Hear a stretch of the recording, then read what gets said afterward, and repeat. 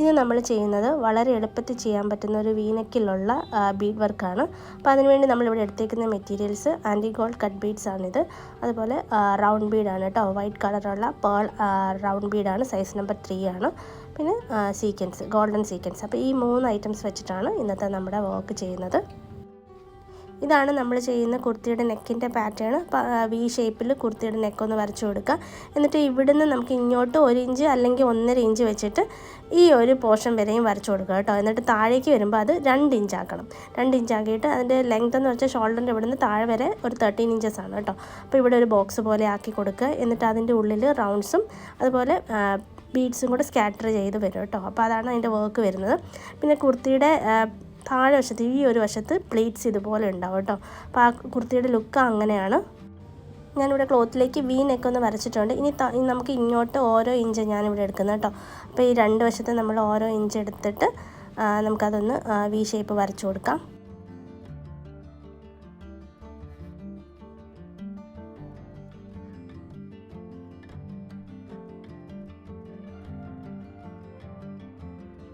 ഇനി ഈ ഒരു പോർഷൻ വരുമ്പോൾ ഇവിടുന്ന് 1 ഇഞ്ചും അപ്പുറത്തെ വശത്തു നിന്ന് 1 ഇഞ്ചും കൂടെ വന്നിട്ട് അങ്ങനെ ടോട്ടലായിട്ട് നമുക്ക് 2 ഇഞ്ചസ് വരുന്ന പോലെ വേണം ആ ബോക്സ് വരച്ചെടുക്കാനായിട്ട്. ഇനി നമ്മൾ ആ വരച്ചെടുത്ത ബോക്സിൻ്റെ ഉള്ളിൽ ഇതുപോലെ സർക്കിൾസ് വരച്ച് കൊടുക്കുകയാണ്. അപ്പോൾ അത് അവിടെ ഇവിടെയായിട്ട് സ്കാറ്റർ ചെയ്ത് വേണം സർക്കിൾസ് വരയ്ക്കാനായിട്ട്. ഞാനിവിടെ എടുത്തേക്കുന്ന ആ ടൂളിൻ്റെ പേര് പലരും ചോദിക്കുന്നുണ്ടായിരുന്നു. അപ്പോൾ അതിൻ്റെ പേര് പ്രോ സർക്കിൾ എന്നാണ് കേട്ടോ. ഇത് ആമസോണിൽ കിട്ടും, അല്ലെങ്കിൽ സ്റ്റിച്ചിങ് മെറ്റീരിയൽസ് ഒക്കെ വിൽക്കുന്ന ഷോപ്പുണ്ടല്ലോ, അവിടെയും ഈ സാധനം കിട്ടുന്നതാണ് കേട്ടോ. നമ്മൾ ആദ്യമേ ഈ റൗണ്ടിൽ സീക്വൻസ് വർക്കാണ് കേട്ടോ ചെയ്യുന്നത്. അപ്പം ഞാൻ നീഡിൽ ഇതുപോലെ എടുത്തിട്ടുണ്ട്. ഇനി ഓരോരോ സീക്വൻസായിട്ട് നമ്മൾ ഔട്ടർ ലെയറിൽ സ്റ്റിച്ച് ചെയ്ത് കൊടുക്കുകയാണ്. അപ്പോൾ ഇതുപോലെ അങ്ങ് സ്റ്റിച്ച് ചെയ്താൽ ആ ഒരു ഔട്ടർ ലെയർ ഫില്ലാവും കേട്ടോ.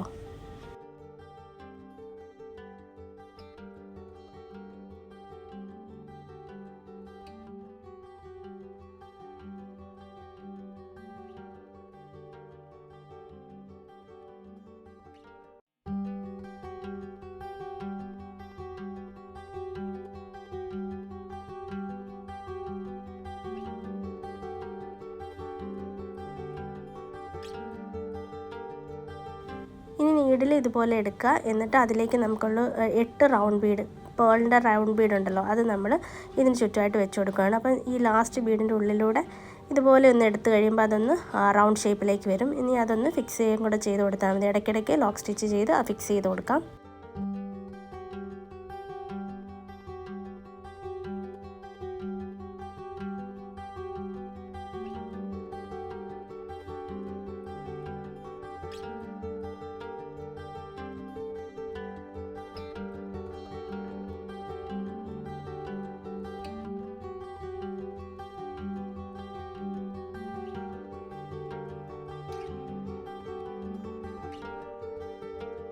ഇനി അതിൻ്റെ അകത്തൊരു കുറച്ച് സ്പേസ് വന്നിട്ടുണ്ട്. അവിടെ നമുക്ക് കട്ട് ബീഡ്സ് ഒരു 3 എണ്ണം സ്റ്റിച്ച് ചെയ്താൽ ആ ഒരു സ്പേസ് ഫില്ലാകും.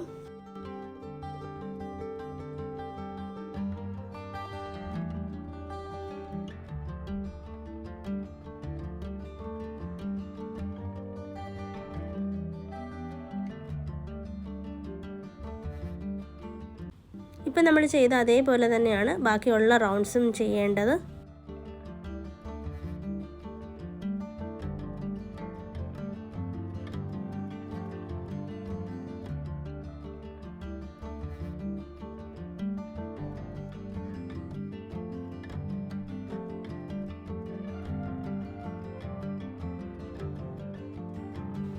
ഫ്ലവേഴ്സ് ചെയ്ത് കഴിയുമ്പോൾ ബാക്കിയുള്ള സ്പേസ് വരുന്നിടത്ത് നമുക്ക് സ്കാറ്റർ ചെയ്ത് കട്ട് ബീഡ്സ് സ്റ്റിച്ച് ചെയ്ത് കൊടുക്കുകയാണ്.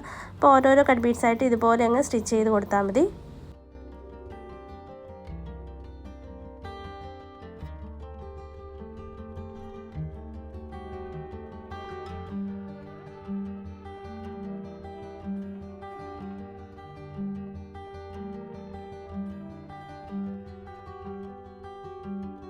കുറച്ച് ബീഡ്സ് സ്റ്റിച്ച് ചെയ്ത് കഴിയുമ്പോൾ നമുക്ക് ഇടയ്ക്ക് ഓരോ സീക്വൻസും കൂടെ സ്റ്റിച്ച് ചെയ്യാം. അപ്പോൾ കൂടുതലായിട്ട് വരേണ്ടത് കട്ട് ബീഡ്സാണ്, ഇടയ്ക്ക് മാത്രമേ സീക്വൻസ് വരാറുള്ളൂ കേട്ടോ. പിന്നെ ഇതിൻ്റെ ഓരോന്നിൻ്റെ ഇടയ്ക്ക് നമുക്ക് ലോക്ക് ചെയ്ത് കൊടുക്കാമെങ്കിൽ അത്രയും നല്ലതാണ്. അല്ലെങ്കിൽ ചിലപ്പം ബീഡ്സൊക്കെ ഇളകി പോകും.